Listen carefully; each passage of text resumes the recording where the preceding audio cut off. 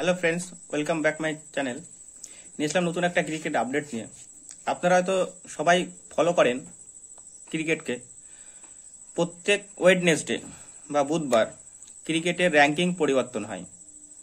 রবিচন্দ্রন অশ্বিন 1 নম্বর allrounder হলেন এবং 1 নম্বর bowler হলেন। রবীন্দ্র জাদেজা 2 নম্বর অলরাউন্ডার, যথাসম্ভব 3 কি 4 নম্বর বোলার। ঋষভ পান্ত উঠে আসলেন 6 নম্বর ব্যাটিংয়ে। এই যে রবিচন্দ্রন অশ্বিনকে নিয়ে ইংল্যান্ডের একটা সাংবাদিকে বলছে যে অশ্বিন একদম ইংল্যান্ড ক্রিকেটে যদি খেলতো একদম তাকে অবসর নিতে হতো। আপনারা বলুন, যে প্লেয়ারটা ভালো খেলবে, ভালো খেলছে, তাকে অবশ্যই টিমে রাখতে হবে। বয়সটা কিছু ম্যাটার করে না। তাহলে তো মোহাম্মদ নবীকেও টিম থেকে বাদ দেওয়া উচিত। তার বয়স এখন 40 পার হয়ে গেছে, তবুও সে এখনো জাতীয় দলে দাপিয়ে খেলছে। তা রবিচন্দ্রন অশ্বিন মানে ভারতের মাটিতে দুর্দান্ত প্লেয়ার হচ্ছে টেস্ট ফরম্যাটে, যে ব্যাটিং বোলিং 2 ফরম্যাটে। প্রথম ম্যাচটা যেভাবে বাঁচালেন, যদি ওই পার্টনারশিপটা যদি না হতো, ইন্ডিয়া বাংলাদেশের কাছে পরাজিত, একদম কেউ ঠেকাতে পারতো না ওই ম্যাচ। ওই 199 পার্টনারশিপ মানে বিশাল একটা ভারতের একটা অ্যাচিভমেন্ট। ওই পার্টনারশিপ দাঁড় করে দিয়েই বাংলাদেশ ওখানেই ম্যাচ হারিয়ে গেছে। বাংলাদেশে ঘুরে দাঁড়ানোর মতো সামর্থ্য নেই ওখানে। ওই যে পার্টনারশিপটা করে দিয়েছে। প্রথম ম্যাচটি শ্রীলঙ্কা নিউজিল্যান্ডকে পরাজিত করে দিল। মানে ম্যাচটাই 50-50 ছিল। যে প্রথম ইনিংস দেখে অনেক ম্যাচ হয়তো দেখা যায় যে এই টিমটা এই ম্যাচটি জিততে পারবে, কিন্তু এই প্রথম ম্যাচটি ছিল মানে 50-50%। মানে কে জিতবে ম্যাচ শেষ হওয়া না পর্যন্ত কেউ বলতে পারছিল না। প্রথম ইনিংসে ওরা 300+ করলো, এরা আবার নিউজিল্যান্ড তাদের লিড দিয়ে 31 না 32 রান লিড দিল।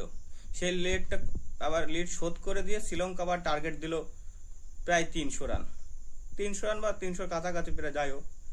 তারপর আর দিন শেষে টেস্ট ম্যাচ এশিয়া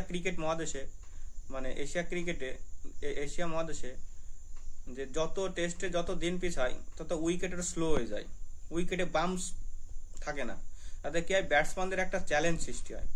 তা চতুর্থ ইনিংসে পঞ্চম দিনে যাই হোক, তো অতটা রান চেস করা খুবই অসম্ভব ব্যাপার। সে তুমি যে টিম বলো না কেন, আজকে ইন্ডিয়া করতে পারেনি, অন্য টিমও করা সম্ভব নয়। এটা যদি আবার অন্য মহাদেশে অন্য ক্রিকেটে হয়, অন্য দেশে হয়, তখন আবার যেতে পারে, কিন্তু হয় না। কিন্তু নিউজিল্যান্ড হেরে গিয়ে ভারতের একটা সুবিধা হলো, মানে পয়েন্ট টেবিলে ওরা যেহেতু পরের ম্যাচ ইন্ডিয়ার মাটিতে হতো, সে হলে এরা যদি ওখান থেকে 2টো ম্যাচ জিতে এসে এখান থেকে বা যদি 2-3টে ম্যাচ জিততো, ইন্ডিয়ার পয়েন্ট নিচে নেমে যেত এবং নিউজিল্যান্ডের পয়েন্ট উপরে চলে যেত। এতে কি হতো, আবার পরবর্তীতে ইন্ডিয়ার যে খেলা আছে অস্ট্রেলিয়ার মাটিতে 5টা টেস্ট ম্যাচ, ওখানে 5টা বিশাল একটা চ্যালেঞ্জিং সিরিজ হতে চলেছে।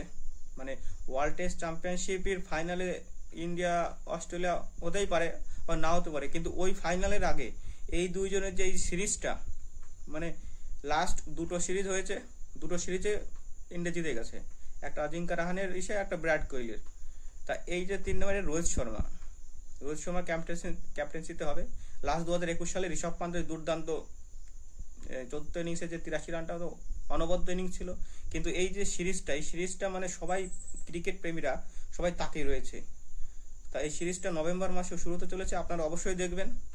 আর তার আগে ভারতের মাটিতে নিউজিল্যান্ডের সঙ্গে তো খেলা আছে। তা নিউজিল্যান্ডের সঙ্গে ওই গুরুত্বপূর্ণ 3টে ম্যাচ, মানে ওই সিরিজটা, ওই 3টে সিরিজ যদি ভারত একেবারে 3-0 করতে পারে নিউজিল্যান্ডের, তাহলে ভারত একেবারে চ্যাম্পিয়নশিপের ফাইনালে পৌঁছে গেছে। আপনারা ভাবুন, পুরো চ্যাম্পিয়নশিপের ফাইনাল। শ্রীলঙ্কা নিউজিল্যান্ডের সেকেন্ড টেস্টে প্রথম দিনে শ্রীলঙ্কা টসে জিতে ব্যাট নিয়ে 304 রান, 4 উইকেট পড়েছে। ভালো একটা স্কোরে ওরা দাঁড়িয়ে আছে।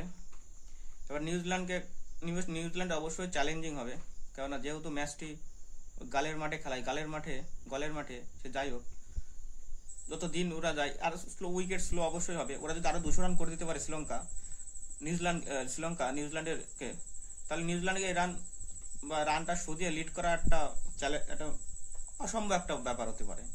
এতে কি হবে, শ্রীলঙ্কা যত সম্ভব আমার মনে হচ্ছে শ্রীলঙ্কা এই ম্যাচটা জিতে যাবে। হয়তো নিউজিল্যান্ড ব্যাকফুটে পড়তে পারে, যেহেতু পরে আবার ইন্ডিয়ার মাটিতে তারা হয়তো চ্যাম্পিয়নশিপ ফাইনালে উঠতে পারবে না।